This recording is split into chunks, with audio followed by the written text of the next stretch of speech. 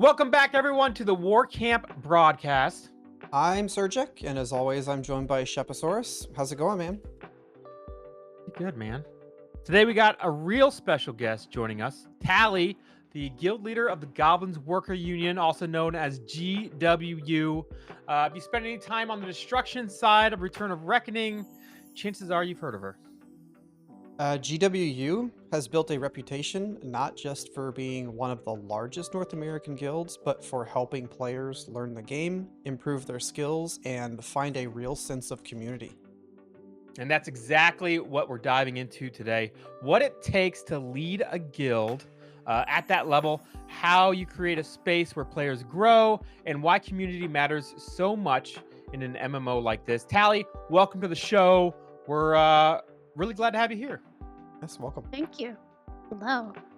So, Talli, for those who might not know who you are yet, can you tell us a little bit about yourself and how you got into Return of Reckoning? I can. Well, as you said, I'm the leader of GWU. Um, and I've been playing this game for a very, very long time. I actually played on live from beta to close on the original servers, and I've been playing on this private server for just over 10 years on and off. I'm a huge Warhammer nerd. And so when I saw the original Warhammer Online game being developed, I knew I had to play it. And I've kind of kept coming back since because, well, this is my home, and that's what brought me back to this private server. So, Can you give us some background information on the guild you're running right now, the Goblins Worker Union? How long has it been around? Why was it formed? yes, I sure can. So, the Goblin Workers Union was created, and I had to dig through our Discord to find all of this information, but it was created back in July of 2023. And then in October of 2023, Zedfer joined as a co-leader with Bim Zal. At the time, they decided that there just wasn't enough support for brand new players, specifically those in T1. So they wanted to create a guild that acted as a guide for those new and returning players to help them through that first tier and kind of usher them into other bigger guilds as they went up into tier 2 and beyond. Originally, the guild was named Misery, and it was kind of like a subsidiary of Agony. People might know what Agony is, maybe not, but it's one of the longest running servers on, or sorry, guilds on the server. Um, in 2024, around April, they changed the name back to the Goblin Workers Union, kind of cut ties with Agony a little bit, decided to stand on their own. The focus stayed the same though. It's always been a guild that has been there to help new and returning players learn the game, find a community, and progress through getting all that knowledge and empowering them. It was around January 2025. Um, I was in a different guild in the Alliance called Immortals, and we as a group, basically the entire guild decided that it wasn't serving us. So we found a new home, and we found that home in GWU. So there was a core group of us at that time, and we kind of moved over. Zed took us in with welcoming arms, gave us Awesome. all big cookies, those types of things. Hold And on. You've offered cookies so many times, and I've never gotten any. Never once gotten I'm one. super disappointed. well, try harder. All Yeah. right.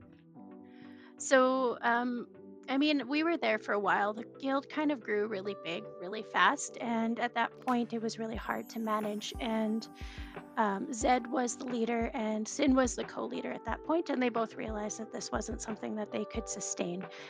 So Zed stepped down in March of 2025 and gave me lead of the guild, and I've been the leader ever since. And my goals for the guild remain the same, just being that positive, helpful place within the server. Was it long Or after that I joined GWU, I think? yeah, No, a couple months. Shep and I joined about the same time. But you said originally it was formed for T1 and filtering people into the higher tier guilds after they get into tier 2. Yes. GWU does still do they still guide people in tier 1 and push them into other guilds in tier 2, or has that changed? That has changed. Most of the time, people stay in the guild. We do recruit people in tier one. Actually, people usually seek us out when they join the game for the first time, and they're looking for a guild. Often, they will seek us out because of our advertising and our reputation. So, we take anybody, tier one, tier not one, all of the above, Tier and help 12. guide them.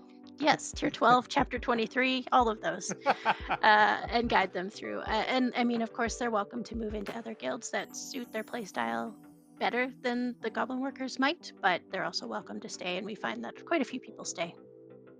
So, you kind of already answered this next question. GWU is known as one of the biggest and most successful North American guilds. What do you think makes it different? What sets it apart? I think really it's about what we've built here. We didn't build the guild around egos. We don't chase dominance or chase kill boards or numbers or anything like that. That's not our main focus. Our main focus is building people and building them up. And I mean, really, realistically, anybody can stack a roster in a guild to win fights. They can take the best, most top geared people, but not everybody can create a culture where people feel like they're valued and supported and respected and actually want to stay and play and log in and enjoy it. And I feel like that is really the biggest thing that sets us apart, is that there's a culture that we have and a standard that we hold.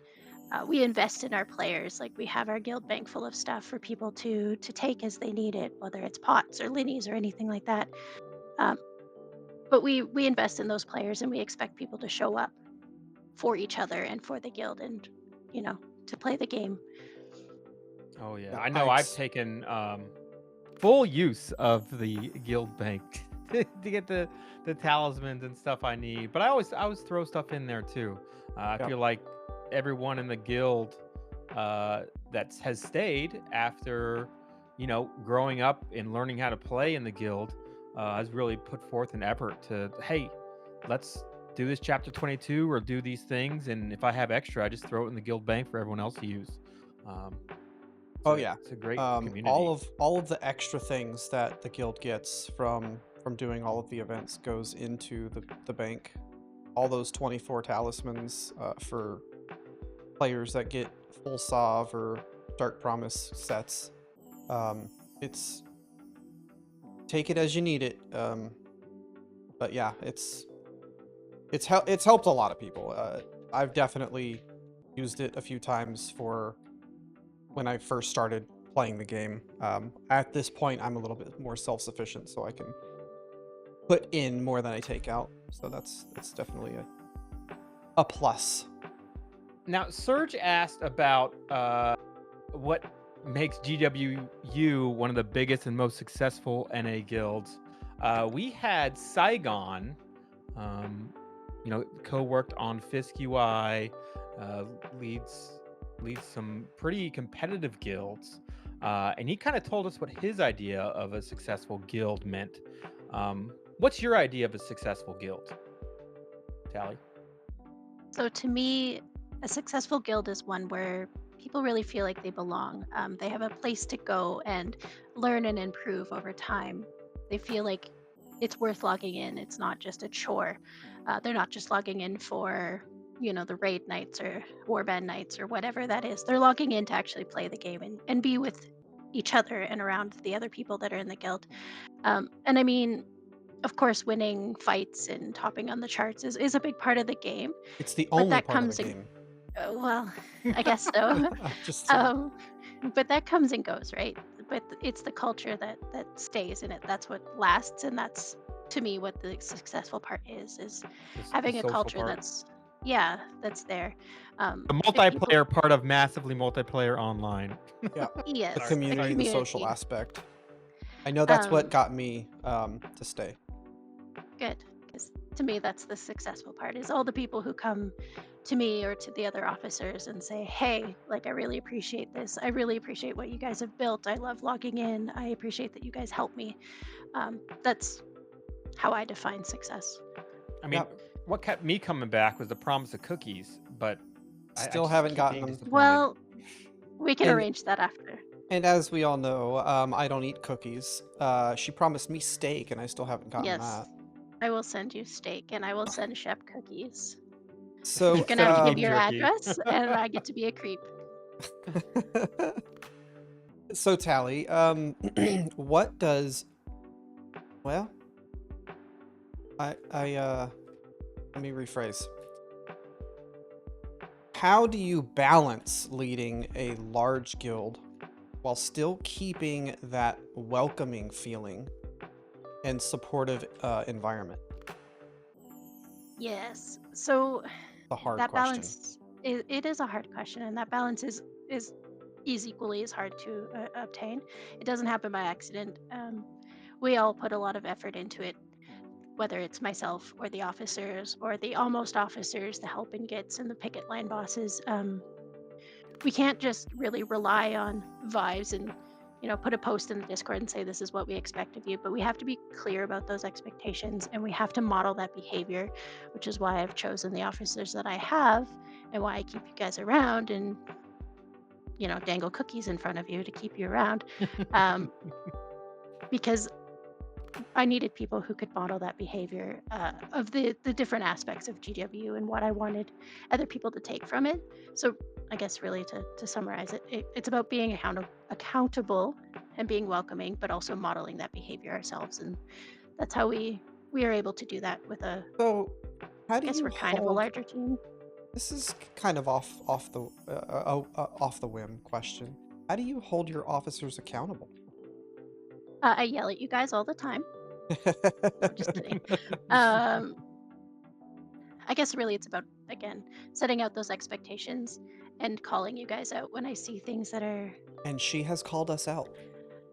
Yes, and I expect you guys to do the same for me as well. If I do something that doesn't align with GWU, because I mean, I'm human as well, I would expect the same. But having conversations and we're always talking in the Discord. It's our most active channel, usually because I write novels, and I Bank guess does yeah, too. really the communication. Yeah, Bank does as well. So what's one of the biggest challenges you've faced as a guild leader? All right. So this question actually caught me off guard when you sent me the list, because I wasn't able to pinpoint just one challenge. I was able to narrow it down to three. Otherwise, we'd be here for probably about 3 days talking about it. But they're interconnected. So, So what you're saying is it's not easy to run a guild. a yes, I would say that for sure. Um, so the first one is probably the more obvious one. It's really about managing that growth without compromising who we are.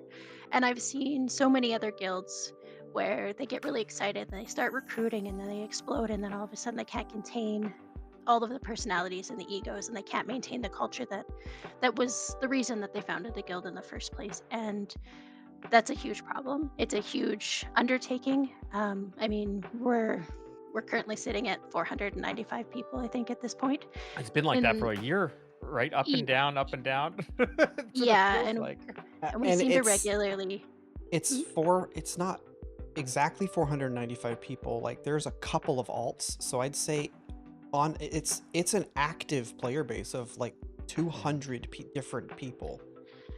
Yeah, I mean, we regularly have 20 plus people online at all of the prime time hours. So EU, NA, even Asian times, we often have around 20 people or more online. And that makes it really, really difficult sometimes. And as the guild leader, it also makes it impossible for me to individually know everybody and have conversations and build relationships with each person, uh, which is why I rely a lot on my officers and my almost officers, and even just the people in the guild to form those relationships and almost form like little pods, so that we can keep that culture there. Um, so that's my first challenge. My next challenge is because GW balances so many different aspects of the game. We have to balance the way that people play the game and engage with the game. So the two biggest ones, obviously, are RVR and PVE. We have people who There's are no highly PvE competitive. in this game. Oh, I forgot. My bad. So we'll pretend that there is. Uh, so we do have people who are highly competitive and focused on performance. Like they want to improve. They want to top those charts. They may be a little bit more rare than the other kind of people in the guild, who want to focus more on that casual enjoyable experience. But at the end of the day, both of those are valid, and we do have people who kind of, even people who go back and forth between the two. And those two things are kind of polar opposites. They don't naturally align. Anybody who's hardcore focused on RVR is probably saying, PvE is gross. I don't want to do that. And then there's the people who really, really appreciate the PvE and maybe join less warbands. So I my feel role really attacked. is to make you in particular, yes. My role is to make sure that neither side feels pushed out, that they both feel welcome, and that we're maintaining both of them. And that has been a huge challenge for me. And I know both of you have seen the discussions that I've had in like officer chat and things like that. There are 7 days a week. There's no reason why we can't have 3 nights where it's dedicated warbands and a couple nights where it's dedicated PvE. And we have that, right? Monday night We has kind of been the unofficial PvE night. I see 4, 5, 6 like full dungeon groups pop up Mhm. in our Discord, and that's awesome. People who need gear, people who are just doing it for fun. That happens, guys. Return to Reckoning, people PvE for fun. And let's Lost I've Veil never runs. I've never God, PvE'd for never. fun. never. I We mean, definitely geez, didn't just Talli, get out of that. you have what 55 Nikari kills under your belt on that character? On Something like one that? character, doesn't she have On one over character. 80 on multiple? All of them Yes. together, yes. Yeah. I do. So that's how we manage that one. The third challenge is managing personalities. And again, you There's guys no are That's a both big very one. familiar. It is, yeah. So there's egos and there's expectations, and then there's even that public perception because We know that I have the GW, biggest ego. you do the You gotta. biggest. GW, there's a I'm lot not of even different saying anything. opinions about us. No, you shouldn't. We all know that I have the biggest. We'll just leave it at that. I almost spit out my coffee. All right, continue. You're welcome. You're welcome. Ah! I wish we could see it. Stop. All right. Unfortunately, again. Oh my goodness, you're gonna derail me. What are we talking about again? We're talking Are we about my doing challenges. another LB? My biggest What her challenge biggest is my challenges are? officers. She's on her Dealing with third Serj one. and Shep. Yeah. Her biggest challenges. Number 1 is Shep. Number 2 is Serj, Oh, come on. and their demand for cookies and steak. But really, when you have that many people together, it's impossible to expect that everybody agrees on everything. And we always take our real life into it as well. And there's going to be opinions on anything game related outside of the game. So trying to make sure that people feel comfortable enough and like brave enough, I suppose, to voice those opinions, but not allow it to get out of hand, I guess, is the best way to word that politely. Yeah, I mean, really, the biggest thing is culture doesn't sustain itself. And we have to actively be working at that. And I know I said that already, but it leads to me often having to make choices. Some are not really comfortable choices, some are really difficult choices. And there are actually times where I don't even get to play the game because I have to put the goals of the guild ahead and my enjoyment aside to be able to manage all of these aspects. So if That's I a were to lot. pick one big challenge of leading a giant guild, it would be that one. Those choices that I have to make. You're doing a great job. Yeah, I think you have definitely, myself aside, not talking about me, knowing all of the other officers that you have a really strong crew that backs you up and fills in whenever you can. So Yes. Yes. Let's talk less about Serj and more about me. Okay. yeah, I well. like this. God darn it. Okay, so GWU focuses heavily on teaching players. This is what the guild is primarily about, right? So what is your philosophy when it comes to helping people improve? I very strongly believe that anybody can improve if they're given the right environment to do so. So for me, that's about giving patience and clear guidance and really explaining things. Allowing people to make mistakes as well without being torn down is another really big one. I know that there are people who maybe lead a little bit more sternly and Aggressive? firmly, but aggressive. But I do feel like giving people that opportunity to make mistakes and to ask questions and to learn and to grow without having to feel like they're going to be torn down or judged is a really big way to support people. So as a guild, I try to, again, my officers, for the most part, also embody those ideals and are willing to engage and listen and put in the work to support people. So that's a really big thing when it comes to helping. Yes. Awesome. Solid. As far as teaching players, a lot of newer players coming to GWU. Do you find that newer players struggle more with PVE aspects, RVR, um, and how do you help them overcome that? 100% my answer is RVR. People often struggle, especially new players, struggle a lot more in RVR because it's fast paced, it's unpredictable. There's a lot less forgiving within that environment than there is in, say, PvE. Um, Often you're not just learning your class, you're not just learning a mechanics, but you're learning awareness and you're learning positioning, you're learning how to function as part of the warband, you're learning about the way that the warband leader leads and how to manage that. In addition to, of course, all of the things that you're learning within your class and within the game. So, in my opinion, I feel like we help by breaking those things down. We run war bands where everybody's welcome. We answer questions. We give real time feedback as much as we can so they can understand why we do something this way or why something is done just this way, not just we do it this way and that's that.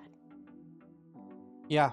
I think breaking things down to where you can uh, make it easier to understand is definitely uh, needed whenever people are new to the game.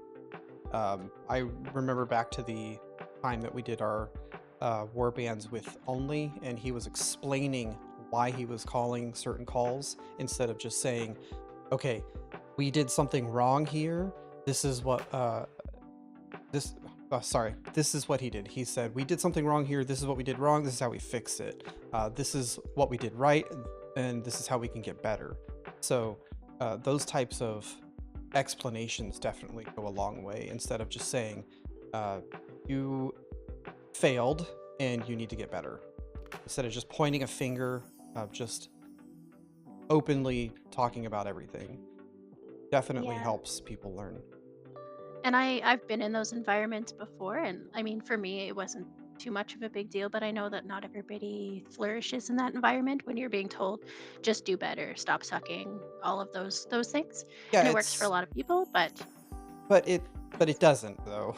Like yeah, a lot of people come away from those environments, especially in a video game, when they're told, your heals suck, your damage sucks.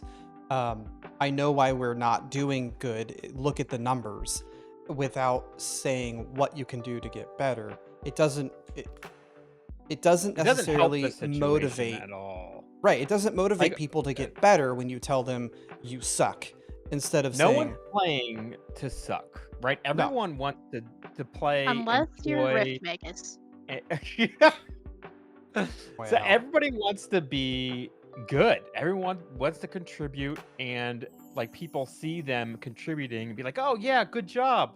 I don't think anyone wants to do terrible in the no, they game. don't. And there's obviously some people are gonna push for that, um, to be the best harder than that other people are. Like, take for example Saigon. A couple of episodes ago, he pushes his members to be the best at their job, namely tanking and healing. And there's nothing wrong with that. It's a different way to play. You're not telling somebody, and he doesn't tell them that they suck. He brings them to the side and teaches them how to play. But um, you're taking a brand new player that's never played the game before, doesn't know what they're doing, and building them up into what we believe is going to benefit the entire realm, not just themselves. So,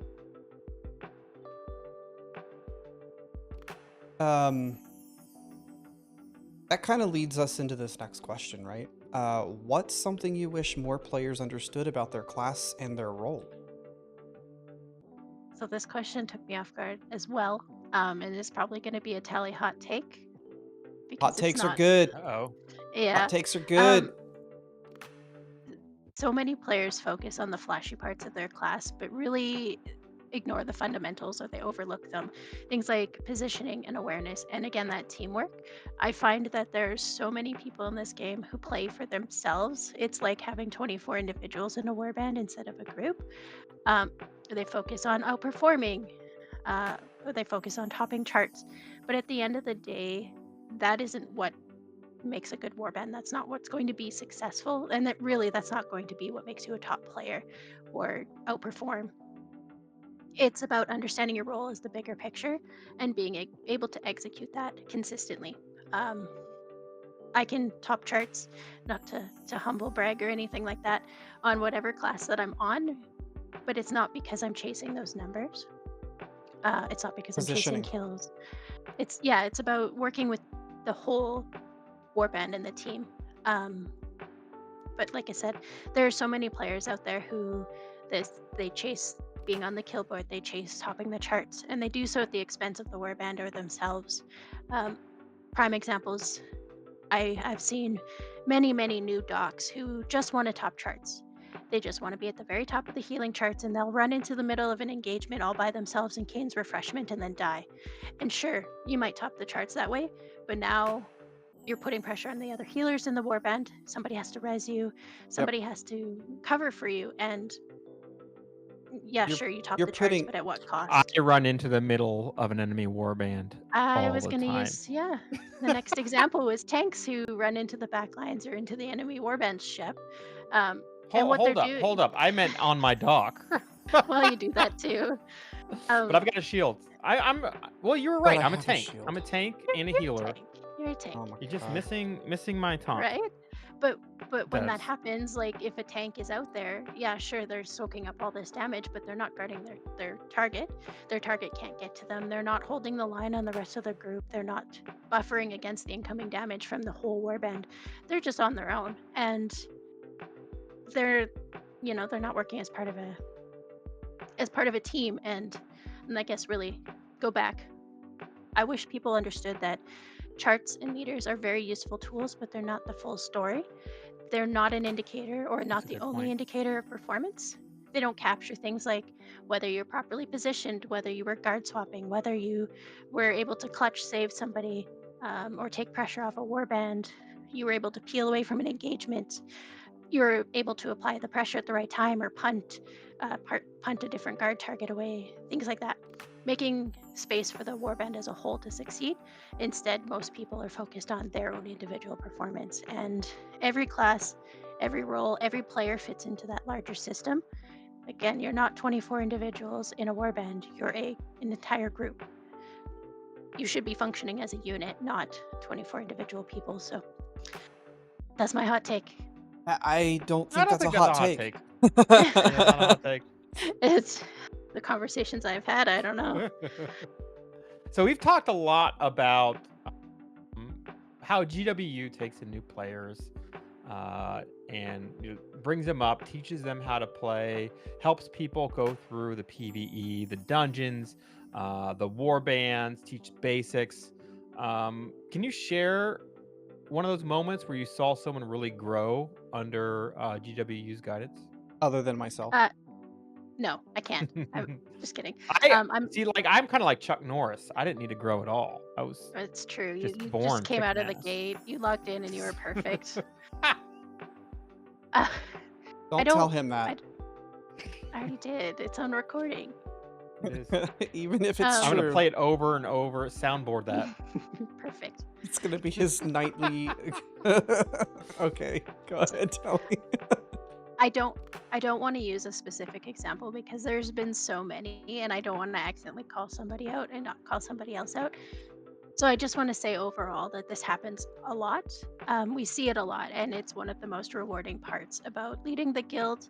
Hopefully for you guys as well as officers, is just watching those people who just started the game. They're scared to ask questions. They're scared to have conversations, and then all of a sudden, it's like a switch flips, and they become a little bit more confident, a little bit more sure, and they grow into joining our warbands, and then all of a sudden now they're leading their own warbands, or they're leading small scale roam groups, or they're leading dungeons, and they're stepping into those leadership roles without us having to do all of that work for them. And there's been, like I said, probably more than I can actually name off the top of my head. But there's been quite a few. And sometimes they do move on to other guilds and they continue on.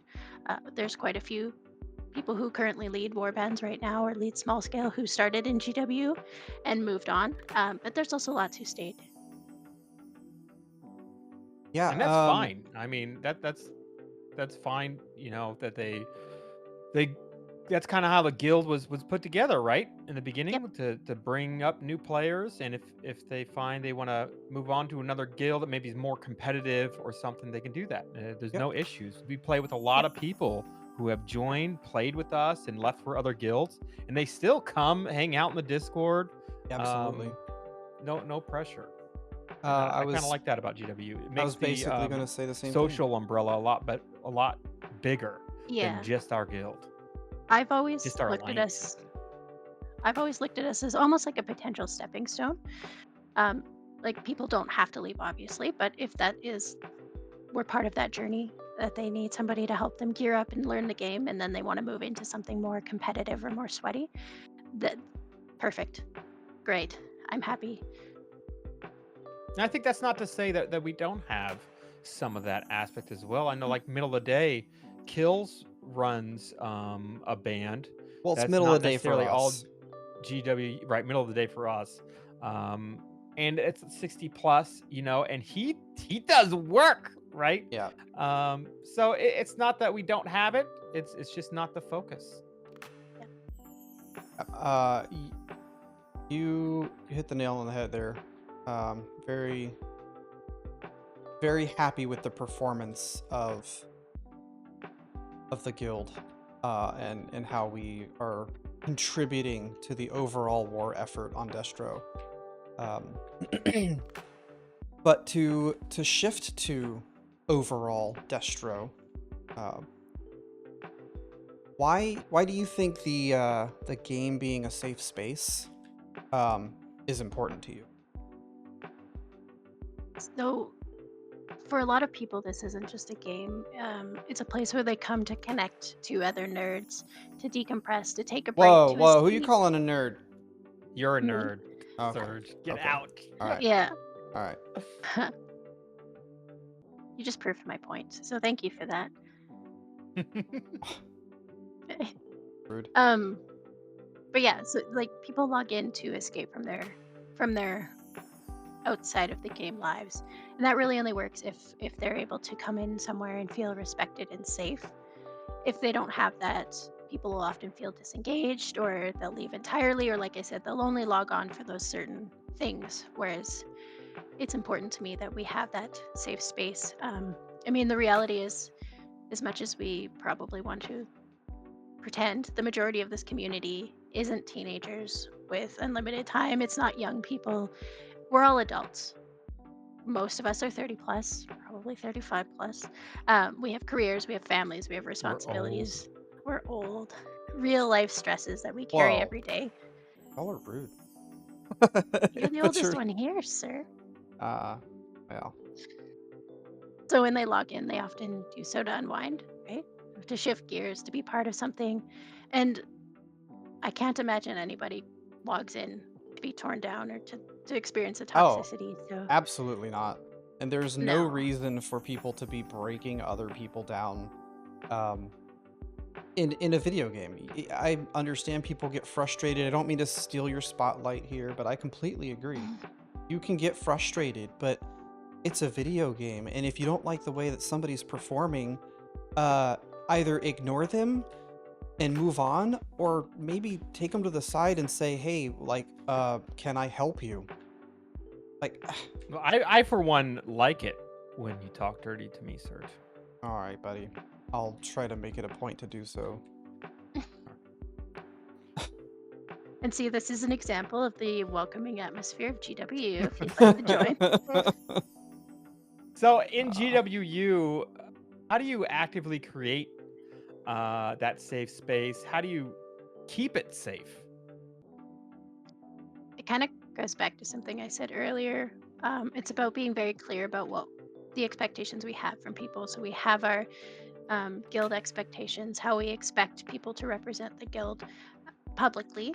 Um, and the other piece is actually following through. And again, holding each other accountable. Um, respect Uh, isn't optional, yeah. respect is required.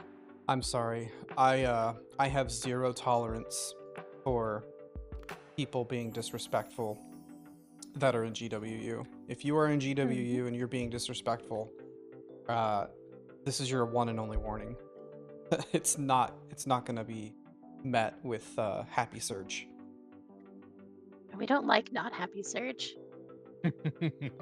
But that really just proves my point, or kind of what I was getting at, is that we do our best to address issues early.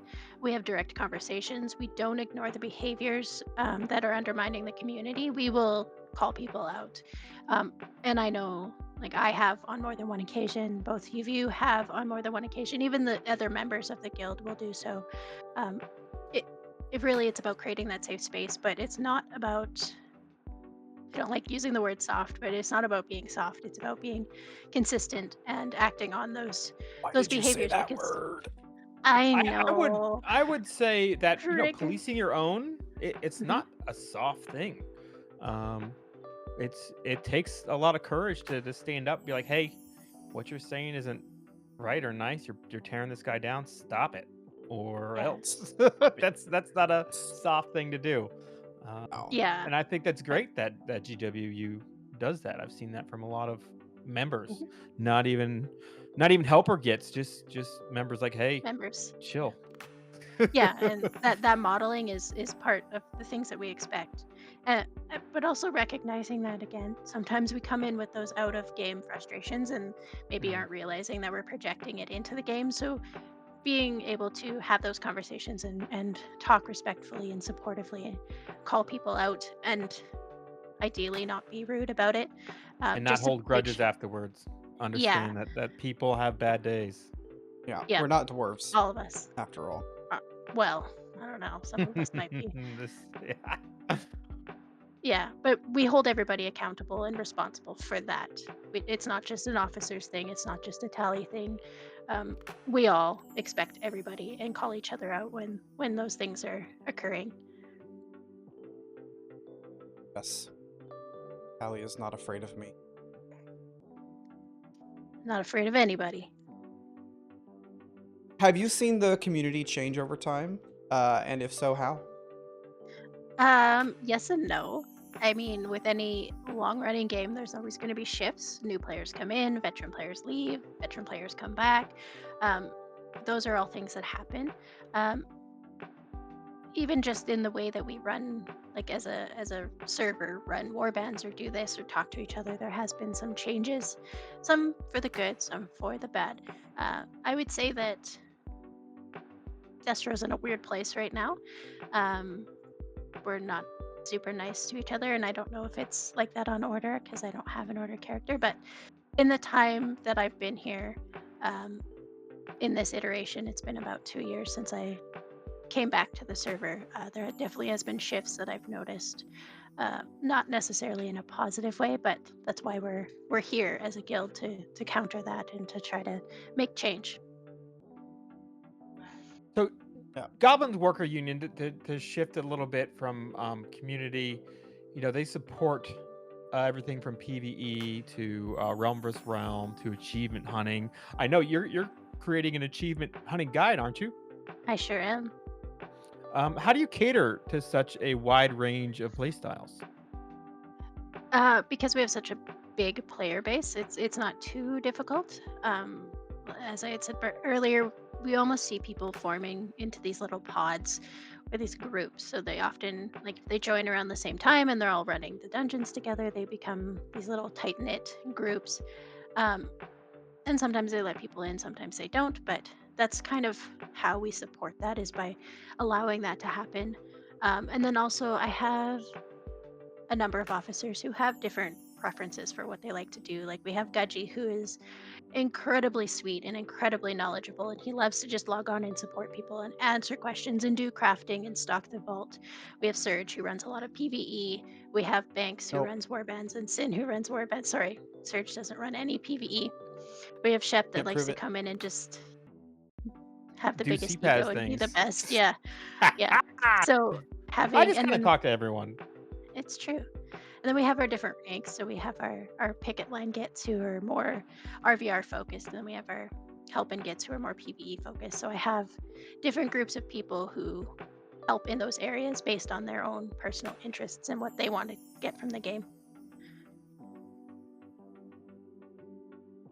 So, I love your answers so far. Just want to take a second to say that this has been very eye-opening into the life of Talli. But let's keep it going. So, this kind of goes into back to what we were saying earlier with the building up the guild and the community and what you want people to know about their class and their role. Do you encourage players to specialize or explore everything the game has to offer? So my answer to this question differs based on the person, but for the most part, I do very much encourage people to explore the game and everything that it has to offer. Because if you understand different roles, you're able to play different roles or different types of content, the better you'll become as a player overall.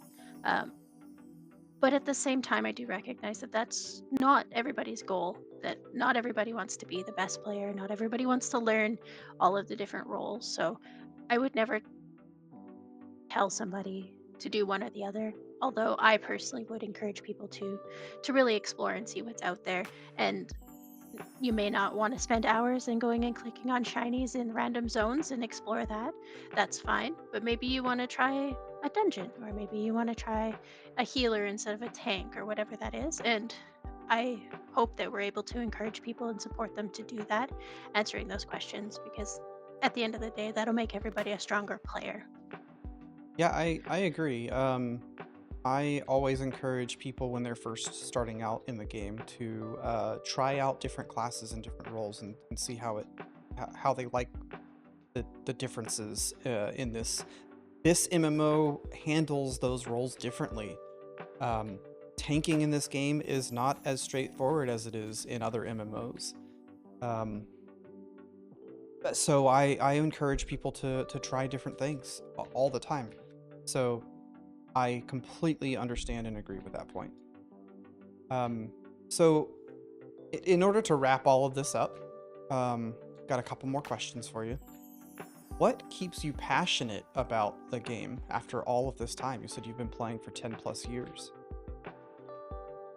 At the end of the day, it's the people. It's the community that we've fostered here. It's the people that I play with every day and the new people that I meet. Um, the game itself is just a platform, but it's that community that we've created. The shared experiences, watching the people grow, that really keeps me invested and keeps me logging in and not running away with my tail tucked, passing the guild to somebody and saying bye. So as long as that's there, I'll be here. Um, Awesome. yeah, and I think, I don't know, it's important to recognize that this game is always evolving. There's always new players coming in. There's always going to be somebody new to meet, somebody new to support, to help. The devs are doing a wonderful job in expanding on the different things within the game as well. So there's new things to explore and to learn, and different environments to kind of grow into. So for me, Absolutely. that's really, really exciting. But really, at the end of the day, it's about the people, the friendships that I've made, you guys, my other officers, things like that. Just that's what keeps me logging in. Oh, don't make me cry. Bring a tear No, to I my want to see eyes. you both cry. Hey, Bring a hey, tear to hey, my hey. eyes. Serj and I are married. Okay, we're not going to go into that right now. Okay, for those of you that don't know, ESO has this thing that you can do where your characters can get married for more experience, and that's been the You running know, joke Married for a next long to a time. fountain. maybe we should petition the devs to put marriage into ROR, and you guys could be married here too. Oh, You get dear Lord. extra 10% experience when you're RV in the same games. party. Let's go. Yeah. So if someone new is nervous about starting to speak in the community, about joining a guild, putting themselves out there, what kind of advice would you have for them? I would say it's normal to be scared. It's normal to hesitate and like all of those what ifs, like what if it sucks, what if nobody joins, what if I all of those things. But at the end of the day, everybody starts somewhere. We've all started somewhere. We all had that level 1 character where we had to go through the intro screen and we had to click the box saying, please stop giving me these annoying pop-ups. Or we had to ask those questions and things like that. So Well, I don't even know the about most you, but I was born as a full Sov chosen tank with oh, all of the knowledge that the game has to offer. we'll just ignore that it took you 6 months to get your soft gear and You saw, yeah, I remember that. we'll Hey, ignore I that. It don't was I don't definitely PvE. I don't know what you're talking about. Mhm. But I mean, at the end of the day, we all, except for Serj, we all started somewhere. We were all that level 1 person. Even those most seasoned salty vets, they started somewhere. Um, so we all have to start somewhere, and we all have to just be willing to show up and learn and engage. Like we have to engage with the actual game. You can't just expect it to be handed to you. So just find the right group of people. Find the The courage right to group ask of people. questions, and Although, if you yeah. do want it to be handed to you, our Lost Veil speedrun group is going to be taking people in for some carries. So So we will take hand Lost Veil to you. take a look for that stuff Dark coming Promise. soon. Yeah, Dark Promise is good gear, guys. If you want to check it out, we will let you know when that happens. But be on the lookout; it's coming. So, Talli, if people would like to find you or GWU, how can they do so if they want to get involved in your community? The best way I would say is probably the Discord, which I'm sure Serj and Shep could link in the places where they link the things. But the Discord is probably the easiest way. Down That's where below. you'll get the fastest responses, the most Hit that responses, the thumbs most up too. people. Yes, Yep. and subscribe. If you want to find me, you can probably just search Talli, and I'm probably on one of my many characters. I only have one that isn't two that aren't named Talli, and those are my secret characters. You can't. If I'm on those characters, leave me alone. I'm down. If I'm on those characters, leave Where me are my alone. cookies? She loves Yeah. everyone, but she But does if you like want to be left cookies, alone. don't we If you all? want cookies, I mean, yeah, I enjoy my my free time. I'm sure Shep enjoys his free time. But we are here for the community if you need us. Um, so yeah, I understand. Completely understand. I'm still gonna tease you about it though. Yeah, I mean, you can still find me on Discord. I'm not hidden. No. Okay, guys, that's gonna wrap things up for today's episode. Yeah, Talli, seriously, thank you for coming on, sharing your experiences, your mindset, everything you've built with in GWU. It's awesome to see this kind of leadership and positivity in the community. Yes, and thank you for everybody for listening. Thanks for stopping by. If you enjoyed this episode, make sure to hit that like, subscribe to our channels, let us know your thoughts down in the comments. We'd also love to hear from you. What kind of topics or guests do you want us to cover next? Yes, guests, topics, let us know, please. Until next time, I'm Serjek. And I'm Sheposaurus. And we will catch you in the next one. Take care.